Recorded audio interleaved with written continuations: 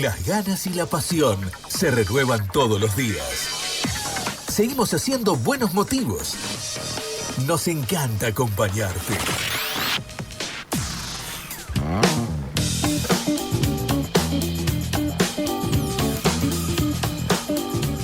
Nos vamos a Necochea, como te anticipaba antes de las noticias y de la tanda publicitaria de la radio. Voy a saludar a un querido colega, se lo puede escuchar a él en los fines de semana de Rivadavia, allí en su reporte Rivadavia también con el equipo campeones en el aire de Continental. Y hoy aquí en LU24 para recordar a Juan Carlos Mareco, a 100 años de su nacimiento. Oscar Choy, ¿cómo estás, Oscar? El gusto de siempre, buenas tardes. Lucas, ¿cómo te va, querido? Buenas tardes. Gracias por la convocatoria. Un abrazo gigante, que tengan un gran 2026. Vos, Andrea, Bautista, allí en la radio. Muchas gracias, Oscar. Aquí estamos escuchándote atentamente. Y te pregunto, antes de introducirnos en tu experiencia laboral con Juan Carlos Mareco, ¿cuál fue tu relación como oyente, como televidente? ¿Eras de seguir las producciones de Mareco en casa de chico?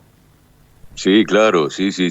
No tanto por radio, porque en ese momento, hablamos de los años 80, cuando yo era chico, en los 70, uno miraba la tele y allí estaba un programa que fue un emblema, un tanque de la televisión argentina, como fue Cordialmente. Así que uno se deleitaba con ese Cordialmente y de vez en cuando me sumerjo en los archivos de Cordialmente para traer algunas notas que él hacía de un modo maravilloso. Qué lindo estilo para entrevistar, ¿no? Para hacer sentir cómodo al invitado, para proponer más que una entrevista, una charla. Era muy generoso él con los invitados, siempre pretendía que se lucieran y, por cierto, era un gran estudioso de todo aquel que llevaba, ¿no? Le daba la posibilidad de que se explayara y como uno se empezaba a sentir cómodo, bueno, contaba cosas que no contaba con nadie. Claro, generaba un clima espectacular. Bueno, y te tocó vivenciarlo años después en primera persona. Creo fue, no la primera, pero sí de tus primeras experiencias ya recibido el locutor nacional, ¿no? Imagino lo que habrá sido aquello. Y yo lo acompañé en el año 96 y entré en Rivadavia en 1995 y me encontré con Juan Carlos haciendo muy buenas, de 0 a 2 de la mañana, pegadito a Luisa Delfino iba él, de lunes a viernes, así que bueno, fue toda una alegría. Fue como recibir un premio cuando me dijeron, mirá, vas a acompañar a Juan Carlos Mareco. ¿Cómo? Dije yo, Juan Carlos Mareco, sí. Y bueno, allí, cuando lo escuchaba hacer las imitaciones que hacía, porque él tenía un gran manejo de su voz, te hacía un chiquito, te imitaba a una dama como Gina Maridalgo, o podía tener la cordialidad para conducir. Recién escuchábamos justamente un pequeño recopilatorio con algunas de esas imitaciones. Después tengo apartado también allí un tramo donde él habla de la radio, la televisión, de las diferencias, pero él era por naturaleza un hombre de radio, ¿no? Amaba mucho a este medio. Y vos recién hablabas de las imitaciones. Hoy leía esta mañana un artículo muy bien escrito y no me extraña porque estoy hablando de la pluma de un grande, un prestigioso periodista, Marcelo Estiletano, y Marcelo decía: qué suerte que a Juan Carlos Mareco le tocó vivir aquella radio donde no se imponía casi a la fuerza, como hoy en la mayoría de los casos, la imagen, ¿no? Porque esas múltiples voces saliendo de una misma garganta eran imaginación pura para el oyente. Sí, claro. Bueno, pero la radio se tiene que ayornar a los tiempos que corren y la gente ha demandado, que quiere ver a través del celu o a través de diferentes dispositivos y bueno, uno tiene que mantenerse ayornado porque si no quedamos marginados. Pero digo, en el caso de Mareco le daba seguramente un plus, aunque quizá hoy en día se podría hacer, digo, hay imitadores que hacen humor y todo y se sigue manejando, pero lo de él era una cosa diferente porque, como escuchábamos recién, los hacía dialogar a los personajes, eso era impresionante.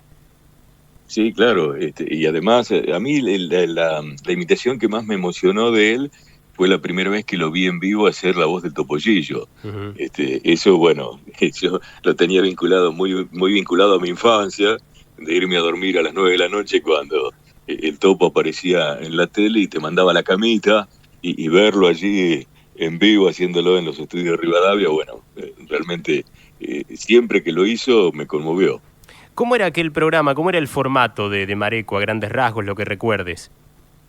Mira, era un programa de interés general, con entrevistas, con mucha participación de él.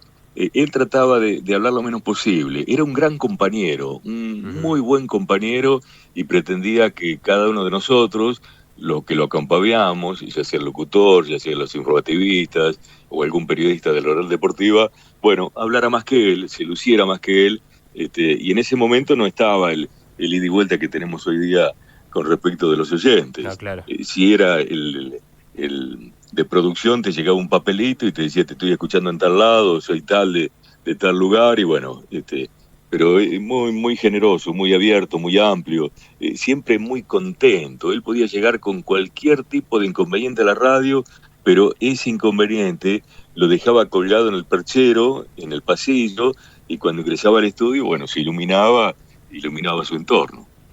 Y fuera del aire, imagino que del mismo modo. Igual, auténtico, totalmente auténtico. Nada que ver con otros personajes que yo he conocido o que quizás vos has conocido, pero él creo que ha sido el hombre más auténtico que conocí en los medios de comunicación, y con la figura que él tenía, bueno, la figura enorme que tenía, también lo tenía como humilde, hombre humilde de la radio, de la tele y de la vida. Aquella noche del Topollillo, ¿se lo pudiste decir, pudiste hablar con él y comentarle esa emoción que había sentido? Sí. Él era muy de abrazar, muy, muy cálido, así que pude estrechar su mano, darle un abrazo, contarle lo que me pasaba a mí cuando yo lo escuchaba, y bueno, fue un momento de emoción para los dos. Mencionabas recién que a lo mejor había algún aporte deportivo. ¿Estaban solos? ¿Había columnas grabadas o alguien más los acompañaba allí en la mesa? Depende de lo que ocurría en el transcurso del día, si había alguna información relevante, se quedaba algún periodista de la Oral Deportiva, pero grabado él pretendía que no. Siempre él era un gran apostador del vivo en la radio. Sí. Bueno, después, quizá en sus últimos años estuvo un poco olvidado, ¿no? Hasta su fallecimiento, a lo mejor, bueno, los tiempos fueron cambiando, ¿no? Y las oportunidades quizá no abundaban, algún problema de salud quizás también que lo acompañó y lo alejó un poco del medio en el último tiempo. No sé si después de aquella experiencia vos volviste a tener contacto con él. Yo tuve contacto con él mientras él permaneció en Rivadavia, y fue lo último que hizo a nivel radio. Él tuvo esa madrugada de 0 a 2 de lunes a viernes, haciendo muy buenas, que estaba, la cortina musical era de él, a una novia, era una especie de chamamé, una música muy, muy pegadiza, realmente muy lindo. Y bueno, cuando finalizó su contrato con Rivadavia, fue lo último que hizo, y me parece que eso fue lo que precipitó que él se enfermara o empezara con algunos problemitas de salud, ¿no? Un hombre que se había dedicado tanto a la radio, de buenas a primeras, quedarse sin posibilidad, bueno, creo que fue apagando su vida, me parece, ¿no? Sí, quizás como país sucede también con los músicos, por ejemplo, ¿no? Con los que ya van llegando a cierta edad, sin ser personas viejas ni mucho menos, ¿no? Dejando totalmente de lado esa palabra, y a veces quizás somos injustos, digo, en cuanto a no abrirles las puertas para que sigan conviviendo, ¿no? Con las nuevas generaciones. No sé cómo lo ves. Mira, yo los otros días le hacía un homenaje el día sábado a la partida de Rubén Patagonia, y a mí me parecía mentira la gran cantidad de gente que se comunicó a través del texto, a través de los audios, para decir que lo estaba descubriendo la noche del sábado, que le hice el recuerdo, que le hice el homenaje. Claro. Creo que tenemos una gran deuda, no sé si los medios, porque desde los medios no podemos hacer todo, ¿no? No podemos ser escuela, no podemos hacer absolutamente todo, pero bueno, hay grandes olvidados que han contribuido en la radio, en la tele, en la música, a la cultura general, pero bueno, cada cual, así como vos hacés lo tuyo, este recuerdo para Juan Carlos Mareco, que es maravilloso, bueno, yo también hago lo mío, y tratamos de que no se los olvide a estos personajes que han sido el faro en la vida de muchos de nosotros. Seguramente. Él hablaba mucho de Carmelo, ¿no? De su pueblo, siempre lo tenía presente. Sí, claro, sí, hablaba de Carmelo, de de la radio de Chiriguá, de donde había nacido, de Carve.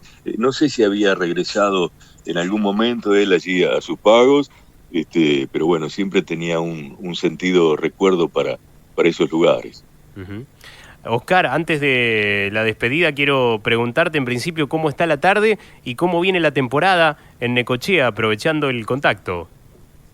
Mirá, la temperatura en este momento, un sol pleno tenemos aquí, 26 grados, es un día de playa, muy agradable.